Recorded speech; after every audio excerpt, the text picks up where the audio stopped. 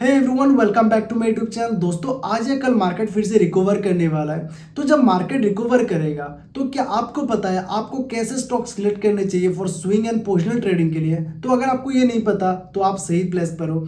मैं आज आपको सिखाने वाला हूँ आपको कैसे स्टॉक सिलेक्ट करने चाहिए for swing and positional trading के लिए। मैं अपना खुद का स्क्रीनर शेयर करूंगा एंड एक इंडिकेटर शेयर करूंगा, जो इंडिकेटर बहुत ज़्यादा यूजफुल होता है। ओके, एंड बहुत स्पेशल इंडिकेटर है for जब मार्केट करेक्शन में होता है। तो ताकि हम मतलब उस इंडिकेटर से हम क्या पता कर सकते हैं, रिलेटिव स्ट्रेंथ एंड मोमेंटम। तो मैं आपका जो उस इंडिकेटर में जो सेटिंग्स वगैरह है मैं आपके साथ शेयर कर दूंगा एंड स्क्रीनर का लिंक मैं अपने टेलीग्राम चैनल पर शेयर कर दूंगा। आप टेलीग्राम चैनल पर ज्वाइन कर सकते हो। लगभग 11,000 मेंबर्स ने अभी तक ज्वाइन कर चुके हैं। तो उस टेलीग्राम चैनल से आप मेरा स्क्रीनर को डाउनलोड कर सकते हो, आप कॉपी भी कर सकते हो। तो अभी तक आपने मेरे चैनल को सब्सक्राइब नहीं करा है तो जल्दी से सब्सक्राइब कर लो और इस वीडियो को लाइक भी कर दो। तो चलिए शुरू करते हैं और जानते हैं मैं कौन सा स्क्रीनर यूज करता हूँ और कैसे मैं आइडेंटिफाई करता हूँ स्टॉक्स। तो ये बहुत ज्यादा इजी होने वाला है, आप बहुत ज्यादा इंजॉय करने वाले हो इस वीडियो में। तो फर्स्ट देख लो, ये मेरा स्क्रीनर है EMA trending in @, Rohan investor. मतलब ये मेरा ट्विटर हैंडल का यूजर नेम है एंड यूट्यूब का भी यूजर नेम रोहन इन्वेस्टर है। तो यहाँ पे मैंने क्राइटेरिया कुछ सेट करा है, like 20 EMA above 50 EMA। And ये मतलब कई दिनों से ट्रेंडिंग कर रहा है। 20 EMA अबव 50 EMA बहुत दिनों से ट्रेंडिंग कर रहा है। ओके, मार्केट गिर गया बट जो 20 EMA अबव 50 EMA वाला स्टॉक्स है वो अभी तक अप है एंड 20 EMA 50 EMA के नीचे अभी तक क्रॉस नहीं करा, क्रॉस ओवर नहीं हुआ, पियरिश क्रॉस ओवर। तो यहाँ पे आपको सब कुछ मिलेगा, नीला स्पेस, कैफिन टेक्नोलॉजीज। तो इसको देख लेते हैं, कैफिन टेक्नोलॉजीज। ओके, तो देखो कैफिन टेक्नोलॉजीज में क्या हो रहा है, यहाँ पे प्राइस ऊपर उठ रहा है एंड साथ में क्या हो रहा है, ये रिजोल्यूशन पॉइंट है इसका ऊपर 1189 के ऊपर रिजोल्यूशन पॉइंट। एंड यहाँ पे देखो रिलेटिव स्ट्रेंथ भी हाई बना रहा है। देखो प्राइस ने ब्रेकआउट नहीं करा बट यहाँ पे क्या हो रहा है, RS लाइन ऑलरेडी ब्रेकआउट कर चुका है। ओके, तो ये रिलेटिव स्ट्रेंथ और मोमेंटम का साइन है। तो यहाँ पे सेटिंग देखो, मैंने सेटिंग क्या यहाँ पे यूज करा, CNX 500 जो मैं कंपेयर कर रहा हूँ, जो स्टॉक को मैं बेंचमार्क के साथ, वो है निफ्टी 500 के साथ। एंड यहाँ पे मैंने पीरियड दे के रखा, जो न्यू हाई पीरियड होता है 250 दे के रखा। एंड RS लाइन विथ मैंने यहाँ पे 2 दे के रखा एंड RS लाइन का कलर मैंने ब्लैक ब्लैक करके रख दिया एंड स्केलिंग फैक्टर मैंने यहाँ पे 7 दे के रखा। आप भी इस सेटिंग को यूज कर सकते हो।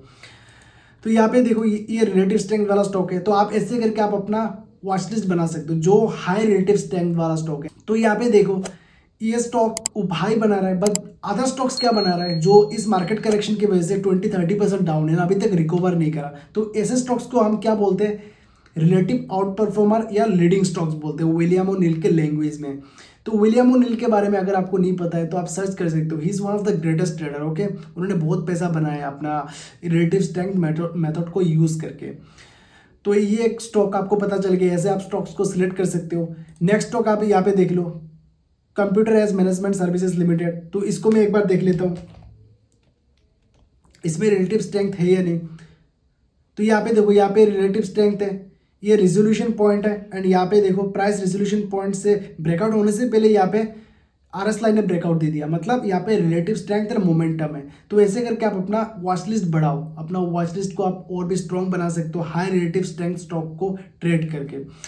तो और एक बात समझो, ये जो रिलेटिव स्ट्रेंथ जो मैं अभी ट्रेड करता हूँ तो ये मैं मतलब ओनली करेक्शन के दौरान मैं ये RS लाइन को यूज करता हूँ। तो जब मार्केट बुल ट्रेंड में होता है इस इंडिकेटर का इतना ज़्यादा नीड नहीं होता है, जब मार्केट करेक्शन में होता है ये इंडिकेटर बहुत ज़्यादा यूजफुल हो जाता है। ओके, तो हमें पता चल जाता है कि ये स्टॉक ये आउट परफॉर्म कर रहा है या नहीं इंडेक्स को, तो इससे हमें इजीली पता चल जाता है।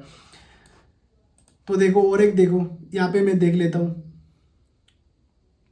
तो आप कौन सा स्टॉक सिलेक्ट करोगे जो ब्रेकआउट के करीब है। ओके, जो ब्रेकआउट के करीब है, जैसे कि ये ब्रेकआउट के करीब नहीं है तो जो कुछ भी मैंने सिलेक्ट करा ब्रेकआउट के करीब है। तो यहाँ पे देखो किर्लोस्कर न्यूमेटिक कंपनी लिमिटेड, तो यहाँ पे किल PNU में कर देता हूँ सर्च।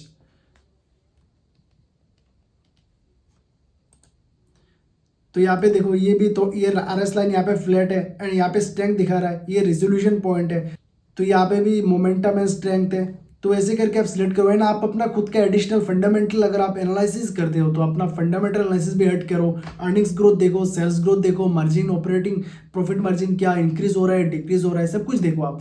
एनुअल प्रॉफिट में क्या हो रहा है, इंक्रीज हो रहा है डिक्रीज हो रहा है, तो कोई HNI इन्वेस्टर्स ने बाई करा है या नहीं, इंसाइडर्स बाई कर रहे हैं या नहीं, कोई इंस्टीट्यूशनल इन्वेस्टर्स बाय या सेल कर रहा है क्या, सब कुछ देखो, सब कुछ देख के आप बाय करो। ओनली टेक्निकल एनालिसिस के बेसिस पर बाय मत करो।